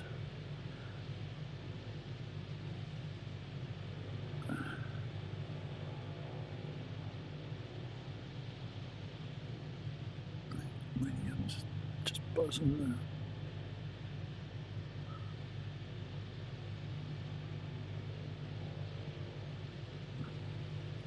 Most of them are all signed off.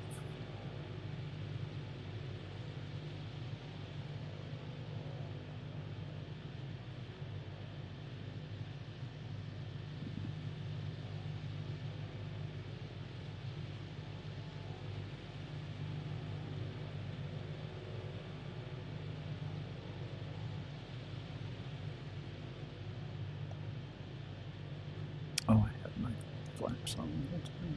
Good,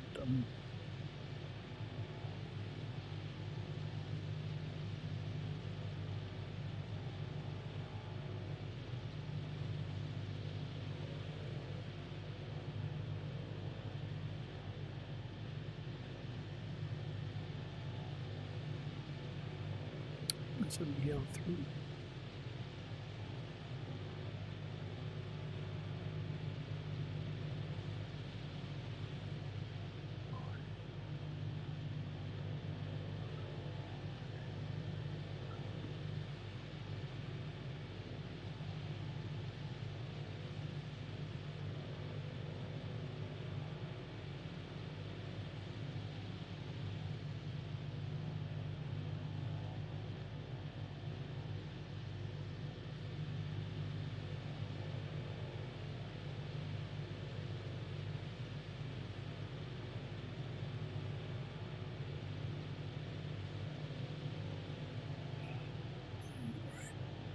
My RPMs are probably too high.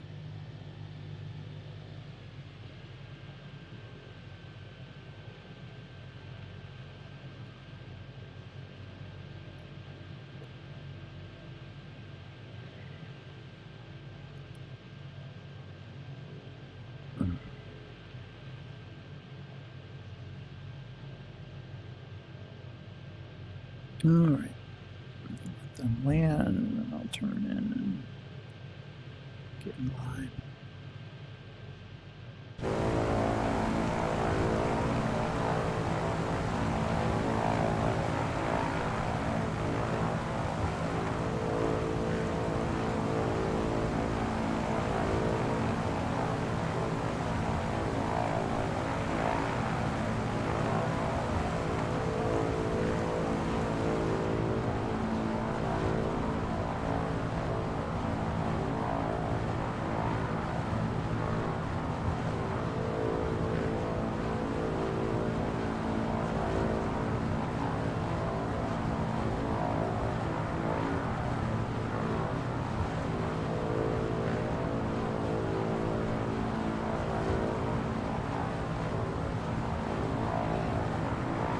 I got a tail wagger and a tail dragger.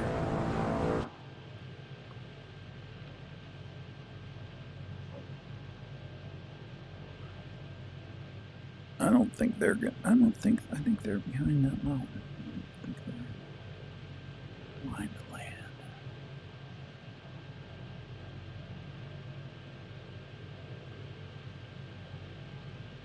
Yeah, they're going up. So I'm next.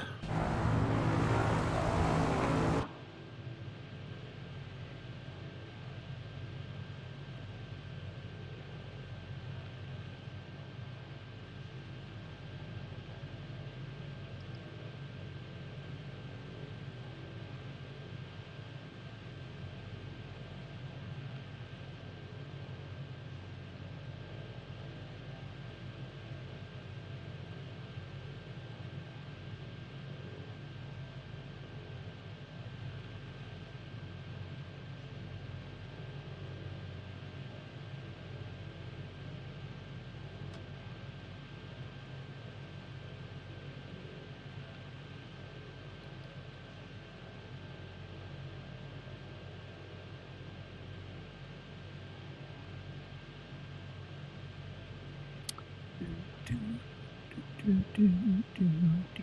hope they're not out in avatar mode in the middle of the runway.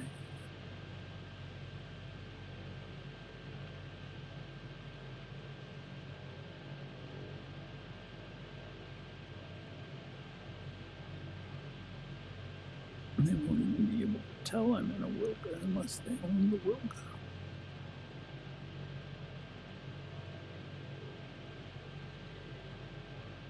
All right, landing into the wind. Just above stall speed. Good glide slope.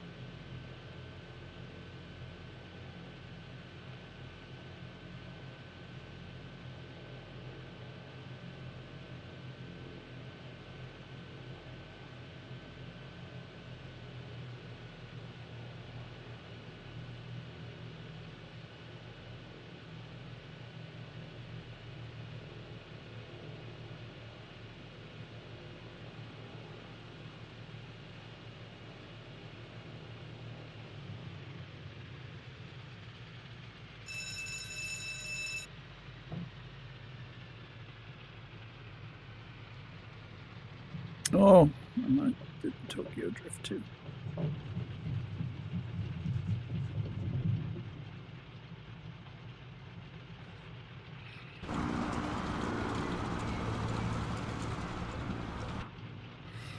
All right, I'll let my dog out.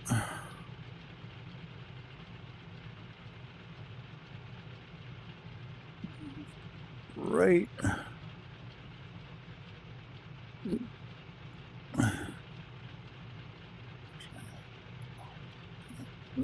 Left.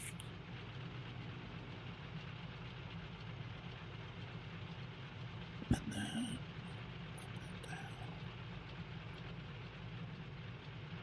oops.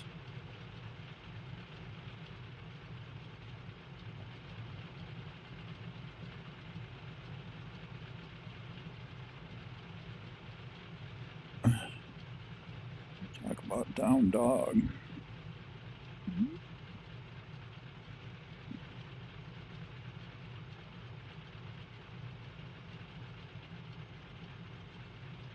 Okay. And then I Shift C.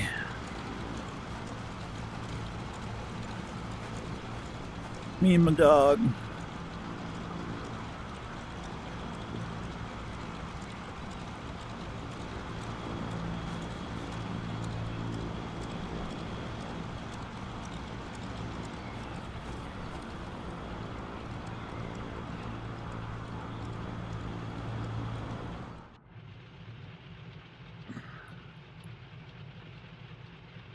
Turn off my motor.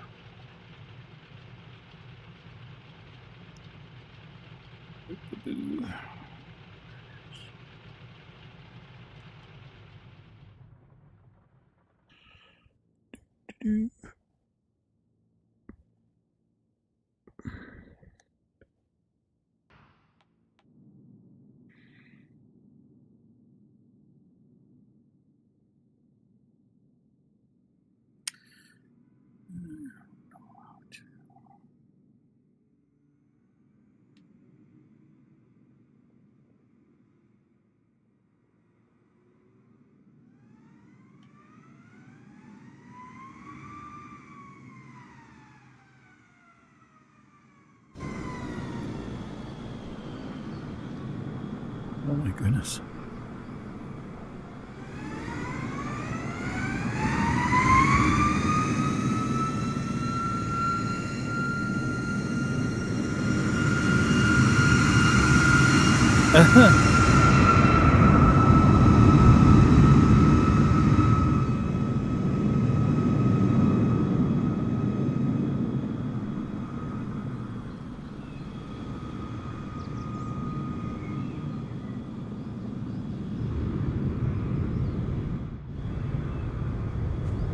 Come on, dog.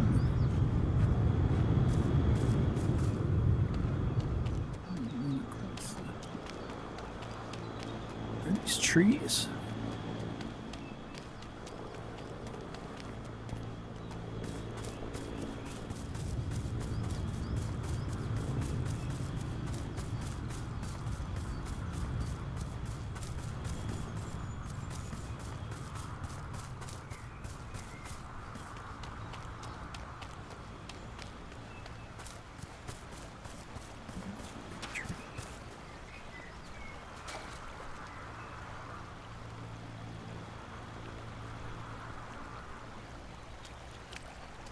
My favorite parts is being able to get out and walk around.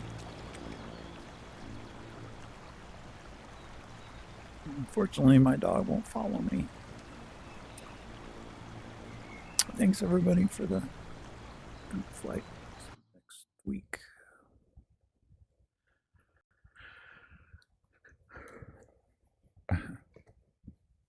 I do not have 2 hours remaining on my flight. I have 0 nautical miles.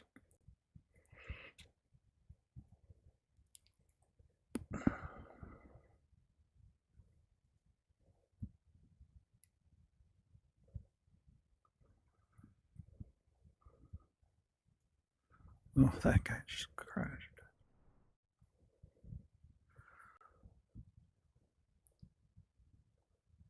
Oh, CD's still there.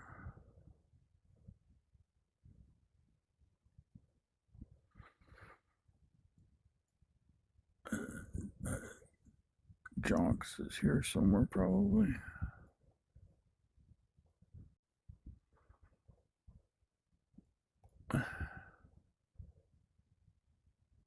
Oh, there he is.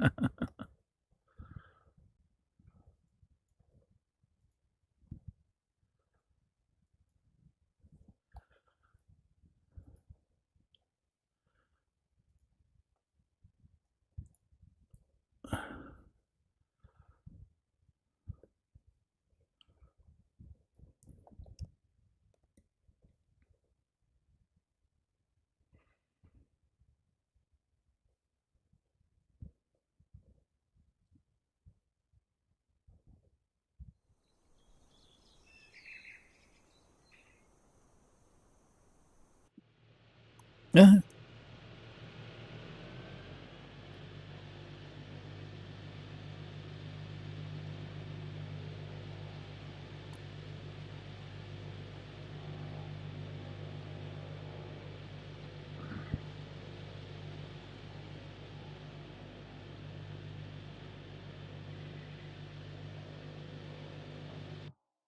Splash. Oops.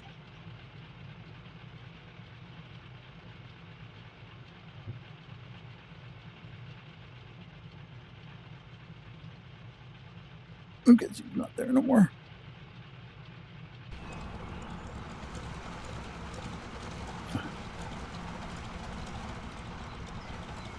Okay. Anyway, that's where he landed.